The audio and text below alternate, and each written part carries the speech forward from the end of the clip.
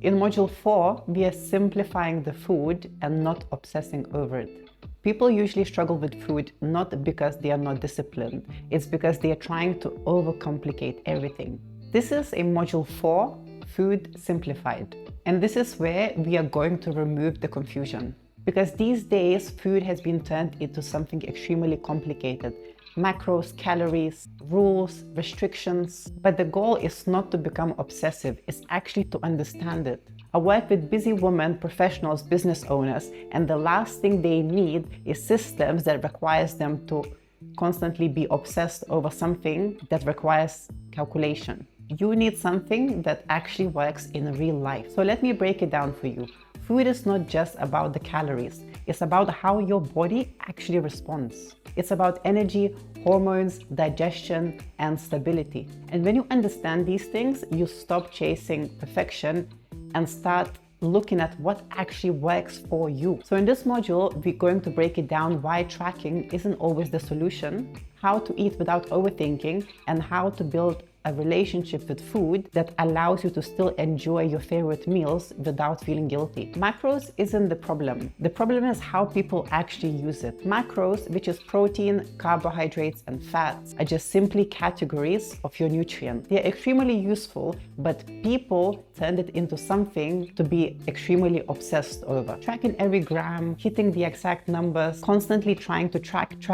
And what starts as a tool becomes your source of stress when you don't hit certain numbers in your day. Here's what people don't understand. Macros gives you quantitative data, but it doesn't actually give you quality understanding behind it. They tell you how much, but it doesn't actually tell you how your body responds, what it does to your energy, and if this is suitable for your digestive system. Now, I will give you an example. Two people can eat exact amount of macros. One can feel extremely energized, the other one can feel sluggish, bloated, and low in energy. Because food quality, timing, and individual bodies and how they respond to it matters more than the macro counting. When you rely purely on numbers, you completely disconnect from the internal feedback that your body is showing you. So you miss the most important question: how do I feel after this? You start asking yourself, oh, did I hit my macros? And the main question is extremely important: how do you feel after that meal?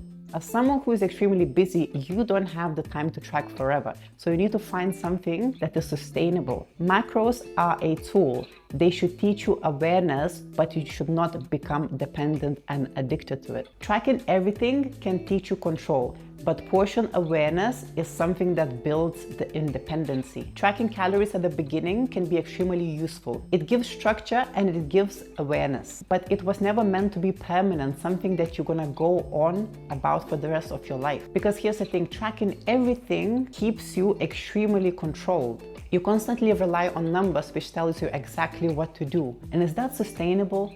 Absolutely not, because you end up feeling guilty whenever you don't track something, or whenever you exceed the exact amount of calories or macros you were supposed to have. Your body already has a system, the hunger signals, when you are satisfied signals, and also your energy feedback, how this food has affected your energy levels. But when you track everything, you override all of these signals that your body is sending you. You eat because the app said so, not because your body needs it. So long-term success becomes from the internal regulation. It is about looking at the meal and being able to individually understand certain points. You have to look at it and see, this is enough, this is balanced, and this will support my energy levels. Because food is energy. Because here's the thing, portion control is not guessing, it's self-awareness. It is about knowing protein portion, carbohydrate portion, fat portion. And this comes without needing to measure everything through an app or through a scale. And this is something that makes it sustainable, because you don't need to carry scale with you all the time, and you don't need a phone in your hand to enjoy your meal. Tracking is the phase. Understanding what's behind these numbers is the goal. Most people don't struggle with food, they struggle with the relationship with the food. These days, food has become emotional. Comfort, control, reward. And when food becomes emotional, it becomes inconsistent. And that is the biggest issue. So you constantly either over-restrict or extra consume. because you always rely on emotion. This isn't about willpower, it's about controlling your nervous system and regulation. When you are stressed, your body seeks constant sugar rush, quick energy, comfort, dopamine, and that's why you probably notice your cravings increase. And the thing is, restriction makes it all worse. When you have to hit a certain amount of calories or macros every day, you know that you can't have it, so you automatically will crave for it more.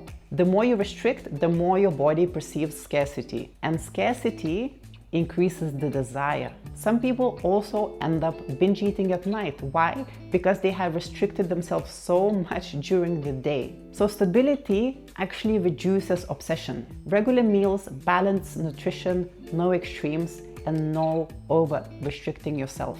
These are the most important things. When your body feels safe, the relationship with food becomes to stabilize. If you keep restricting yourself, you are setting up yourself to failure. This can also lead, like I previously mentioned, to binge eating, because you will restrict yourself too much throughout the day, and at night you will eat it. The next morning you will feel guilty, you will over restrict yourself again, and you will fall into binge eating cycle and the limbo.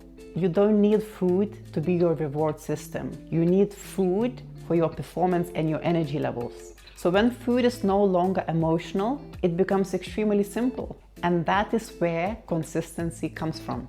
Traveling doesn't ruin your progress, lack of structure does. Most people lose control when it comes to their food when they travel because they go out of your daily routine. Same kitchen, same meal, same structure. So when all of that disappears, they feel extremely lost because there's no system behind it.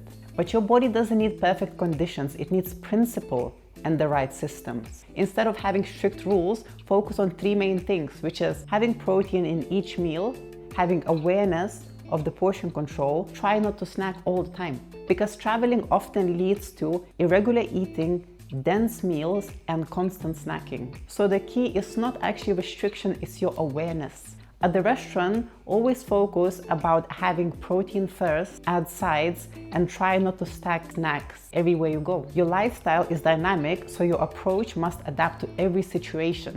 You don't need a perfect environment, you just need the right system that works from anywhere in the world, whether you're traveling, whether you have busy schedules, and whether you have a change and shift in your daily routine. Food isn't just the fuel, but it also should not be your primary emotional outlet. Everything you eat affects your energy, your focus, and your stability. Unfortunately, most people don't connect their food to performance. They connect it to taste, cravings, and habits. You have to remember one most important thing.